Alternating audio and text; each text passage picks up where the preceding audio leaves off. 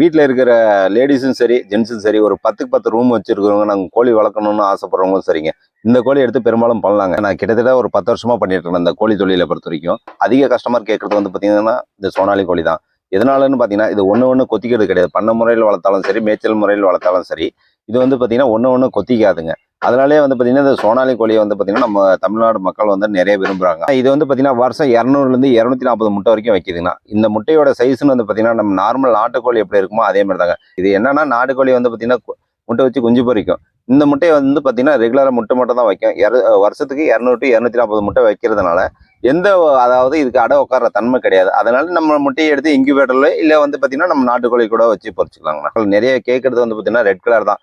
ஒரு சந்தைக்கு போனாலும் சரி இல்ல வந்து ஒரு கறிக்கடைக்கு போனாலும் இந்த ரெட்டுங்கிறது நம்ம நார்மல் நாட்டுக்கோழிங்க. அதாவது செஞ்சாவல்னு சொல்லுவோம் பாத்தீங்களா, அந்த நார்மலா நம்ம நாட்டுக்கோழி என்ன கலர் இருக்கோ சேம் அதே கலர் தாங்க வந்து பாத்தீங்கன்னா நம்ம சோனாலி பண்ணிட்டு இருக்கிறோம். மினிமமா 30 குஞ்சு கொடுத்துட்டோம்னா மினிமமா ஒரு பெட்டிக்கு வந்து பாத்தீங்கன்னா 30 குஞ்சு போட்டு பார்சல் முறையில் அனுப்பிட்டு இருக்கிறோம். இங்க இருந்துன்னா சேலத்துல இருந்து எல்லா ஊருக்குமே தமிழ்நாட்டு முழுசாவே பஸ் இருக்கு. அது மூலியமா பார்சல் முறையில் கொடுத்துட்டு இருக்கோம்.